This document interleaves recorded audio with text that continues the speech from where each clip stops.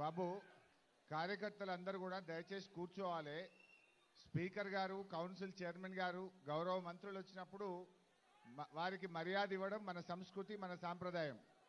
ఒక్కరు కూడా మాట్లాడొద్దు, ఒక్కరు కూడా నిలబడొద్దు. నిశ్శబ్దంగా ఒక్క నిమిషంలో కూర్చోవాలి. వాళ్ళకు లేకపోయినా మనకు విఘ్నత ఉండాలి. పడండి, ఒక మాట అంటే పడండి, ఏం ప్రాబ్లం లేదు. కూర్చోండి, కూర్చో. అరే బాబు, వాళ్ళు ఒక మాట అంటే పడండి, ఏం పర్వాలేదు, కూర్చో. మీరు కూర్చోండి. ఏ రమేష్ ఏయ్, నా మీద గౌరవం ఉంటే ఒక్క మాట మాట్లాడకుండా కూర్చోవాలి అంతేగా. దయచేసి అరే కూర్చో. ఒక్కరు కూడా మాట్లాడొద్దు. అరే మాట్లాడొద్దు. మనము వచ్చిన మంత్రివర్యులను కనకరాజ్ కూర్చో.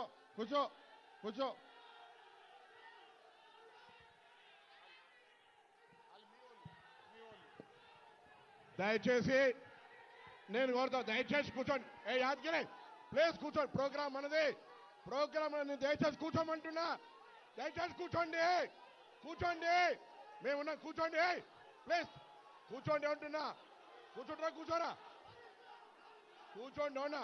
ప్లీజ్ గౌరవం లేదా? కూర్చోండి.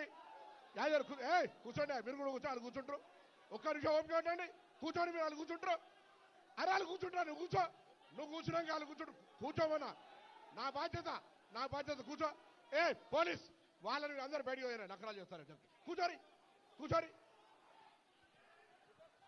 దయచేసి ప్రభుత్వ కార్యక్రమం మీద అభిమానం ఉంటే, రైతుల పట్ల అభిమానం ఉంటే ఏ పార్టీ అయినా సరే మాట్లాడకుండా కూర్చోండి.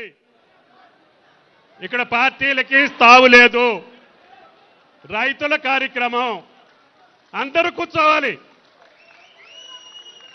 ఇంకా వెనక కూడా అందరూ కూర్చోవాలి. అందరూ మాట్లాడొద్దు. ప్లీజ్ కూర్చోండి అయ్యా. పోలీస్ బయటికి పంపించండి నుంచున్న వాళ్ళందరినీ. అమ్మా, నుంచున్న వాళ్ళందరినీ బయటికి పంపించండి, లేకపోతే కుర్చీల్లో కూర్చోమనండి. కూర్చుంటేనే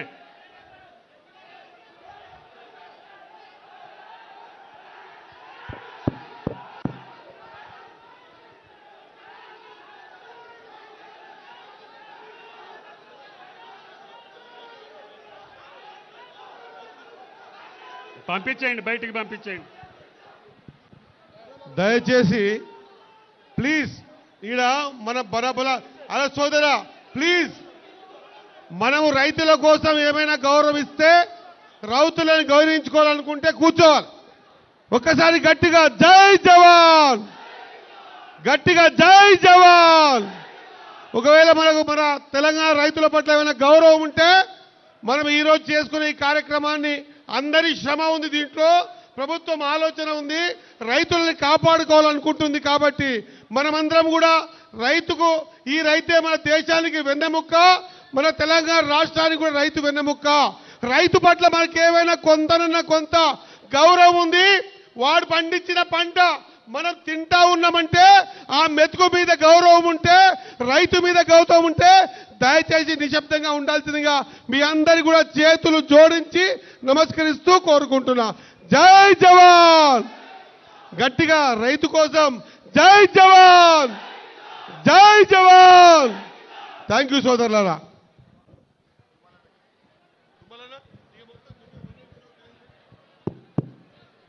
కొద్ది సైలెంట్గా ఉండాలి. వచ్చిన రైతు సోదరులు, మహిళా రైతులు కూడా ఉన్నారు. ఇది తెలంగాణ రాష్ట్రానికే ఒక జీవగడ్డ అయినటువంటి ఇది మీకు దయచేసి ఈ ఆయిల్ ఫామ్ ఫ్యాక్టరీ వెనక ఎంతమంది కృషి ఉందో మేము చెప్తాం. రైతుల యొక్క జీవిత బాగు కోసం చేసేటటువంటి మహా కార్యక్రమం. నా రాజకీయ జీవితం మొత్తం కూడా ఈ కార్యక్రమం కోసమే నేను ఏ ప్రభుత్వంలో పనిచేసినా. నాకు అన్ని పార్టీల నాయకులు తెలుసు, కార్యకర్తలు తెలుసు. 45 సంవత్సరాలుగా నేను కూడా 50 సంవత్సరాలు బట్టి జైగొట్టినోడిని అందరికీ. కాబట్టి ఓపిక ఉండాలి, సహనం ఉండాలి, ఆ నాయకుడి పట్ల గౌరవం ఉండాలి. ఆ నాయకుడు మర్యాదను పెంచాలి. అది పొన్నం గారా, లేదు రఘునందన్ రావు గారా, లేకపోతే హరీష్ రావు గారా కాదు. ఆ పార్టీ మనుషులుంటే ఆ పార్టీ నాయకుడికి గౌరవం తేవాలి. ఈ కార్యక్రమం యొక్క విలువ తెలుసుకోవాలి. తెలంగాణ రైతాంగం యొక్క గుండె చప్పుడు ఆయిల్ ఫామ్ అని చెప్పి మీకు ఈ సందర్భంగా మనం చేస్తున్నా. నేను 40 సంవత్సరాలుగా దీనికోసం చేయని ప్రయత్నం లేదు.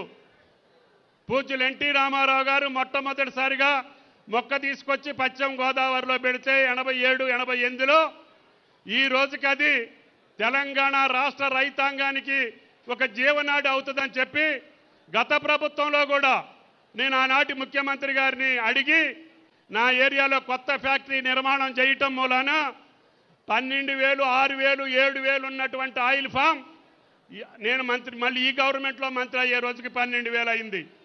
అప్పుడు ఇరిగేషన్ మంత్రిగా ఉన్నటువంటి నా మిత్రులు హరీష్ రావు గారు అనేక సందర్భాల్లో నా తోటలోకి తీసుకెళ్ళి ఆయన నైట్ హాల్ట్ చేపించి పొద్దున్నే మొక్కకి తిప్పి అన్న తెలంగాణలో మనం ఆయిల్ ఫామ్ వేయాలి. ఈ వరి పంట, మిర్చి పంట, పత్తి పంట వల్ల మన రైతులు నష్టపోతున్నారు. అకాల వర్షాలు కావచ్చు, కోతులు కావచ్చు, కరువు కావచ్చు, కాటకాలు కావచ్చు, వీటన్నిటి వల్ల మన రైతును మనం రక్షించుకోలేకపోతున్నాం. 6 కాలం కష్టపడి నోటికాడికి వచ్చిన తర్వాత నిన్న మొన్న కురిసినటువంటి రాళ్లవాన వల్ల తెలంగాణ రైతు గుండె పగిలిపోతుంది. కాబట్టి ఎట్టి పరిస్థితుల్లో నా ఒక్క జిల్లా ఖమ్మం జిల్లానే కాదు, తెలంగాణలో ఉన్నటువంటి 31 జిల్లాలో ఈ పంట వేయాలని చెప్పి ఆనాడు పర్మిషన్ తెచ్చి అన్ని జిల్లాలకి కూడా కేంద్ర ప్రభుత్వాన్ని ఒప్పించి ఎకరానికి 51,000 రూపాయలు రైతుకి సబ్సిడీ ఇచ్చేటటువంటి ఏకైక పంట ఆయిల్ ఫామ్ పంట అని చెప్పి మీకు ఈ సందర్భంగా మనం చేస్తున్నా. ఈనాడు రఘునందన్ రావు గారికి కూడా మొదటి పంట వచ్చింది. అదేవిధంగా హరీష్ అన్వేషిండో లేదో నాకు తెలియదు, కానీ ఆయన కూడా వేయమని చెప్పా. మీ అందరితోటి వేయించడు కానీ ఆయన వేయలే. ఆయనతోటి కూడా రేపే మొక్కలు వేయించే బాధ్యత నాది అని చెప్పి మీకు ఈ సందర్భంగా మనం చేస్తున్నా. ఇక్కడున్న మా సుఖేందర్ రెడ్డి గారు ఇప్పటికి ఒక 50 వేసిండు, ఇంకొక 50 వేస్తానంటుండు. మా స్పీకర్ గారికి ఉందో లేదో నాకు తెలియదు, కానీ ఉంది, పొలం ఉంది.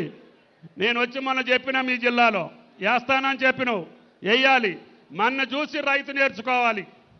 మనం సంపాదిస్తే మన సంపాదన చూసి ఆయన వస్తాడు తప్ప మన పదవులు శాశ్వతం కాదు అని చెప్పి కూడా మీకు ఈ సందర్భంగా మనం చేస్తున్నాం.